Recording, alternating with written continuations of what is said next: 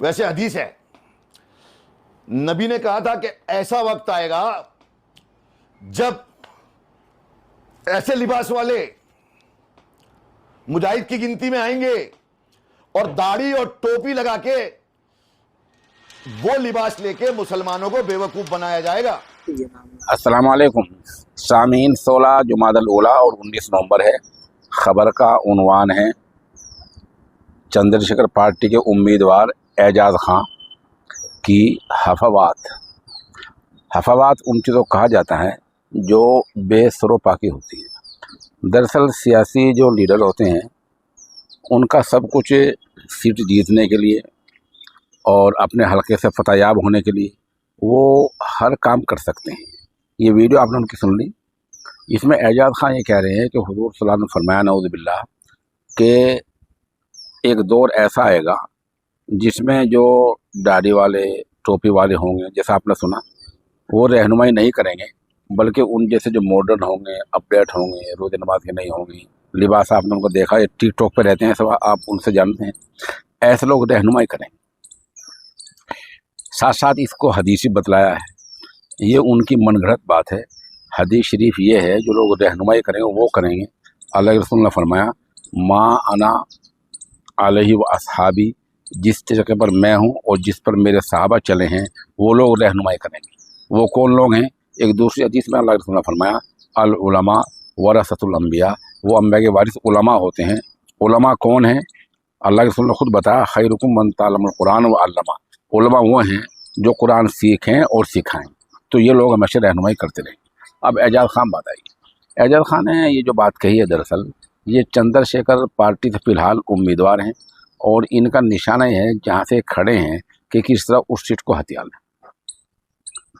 पता चला है कि इससे पहले जो महाराष्ट्र में इलेक्शन हुए थे तो ये मजलिस इत्तेहादुल मुस्लिमीन का टिकट मांगने गए थे। इनको ओवैसी साहब ने नकार दिया था, टिकट नहीं दिया था। फिर ये आज़ाद खड़े हुए तो आज़ाद हार गए, शिकस्त 2-4 हो गए। अब ये चंद्रशेखर पार्टी तक खड़े हैं। चंद्रशेखर पार्टी का सिरे से वहाँ कोई वजूद नहीं है। वजह उसकी है कि चंद्रशेखर के पास सिर्फ इस वक्त एक सीट है एमपी की, और एक सीट वाला आदमी पूरे मुल्क से कहीं से भी खड़ा कर दो उम्मीदवार, ये नहीं हुआ करता। ये महज वोट काटने वाले लोग होते हैं।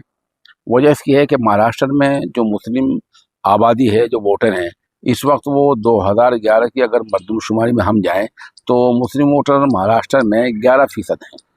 अब हर पार्टी चाह रही है कि 11% वोटों को कैसे हथियाएं।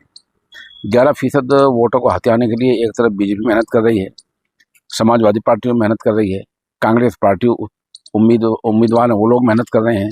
इन 11% वोटों को हथियाने के लिए चंद्रशेखर आज़ाद के लोग भी आ गए हैं। ये लोग उलमा को बुरा भी कहेंगे, जैसा आपने सुना, एक दूसरी वीडियो में हम आखिर में उसे पेश करेंगे, और मुसलमानों को बुरा भला भी कहेंगे और उनके वोटों की उम्मीद भी रखेंगे। तो ऐसा शायद नामुमकिन होता है। पहले बता दूँ, जो सियासत ना होता है उसके पेश अंदर ये नहीं होता कि दुनिया से क्या कहेगी या दीनदार लोग उसे क्या कहेंगे। उसके पेश अंदर ये होता है कि वक्ती फ़ायदा, आर्जी फ़ायदा उसको किस तरह मिलेगा। इससे पहले रुयत हिलाल का मसला हो, पड़ोसी मुल्क हो या कहीं भी हो, सियासी लोग हमेशा ऐसे ही करते रहे हैं। एजाज खां का हाल क्या होगा वो आपको जल्द ही, अभी यानी 48 घंटे बाद 20 तारीख को बम्बई में महाराष्ट्र में इलेक्शन होने हैं और 23 को नतीजे आने हैं, तब मालूम होगा कि एजाज खां अपने दम पर, चंद्रशेखर पार्टी के दम पर कितने वोट हासिल कर पाते हैं। ये इसलिए हो रहा है कि मुसलमान शिया सुन्नी अहले हदीस फलाना ढिमका, ये वो, ये मौलाना वो मौलाना, ये ओलमा ये ओलमा, ये टोलमा ये मौलमा, इन लोग में बढ़ गया है। एग्जैक्टली। और इनका कोई रहनुमा नहीं है। अरे नबी ने बोला वो करो रे, कौन से ओलमा, कौन से ये सदर, कौन से वक्फ बोर्ड वाले, कौन से ये चूतिए, सब इन लोग बोलेंगे अभी मुसलमानों को क्या करना चाहिए।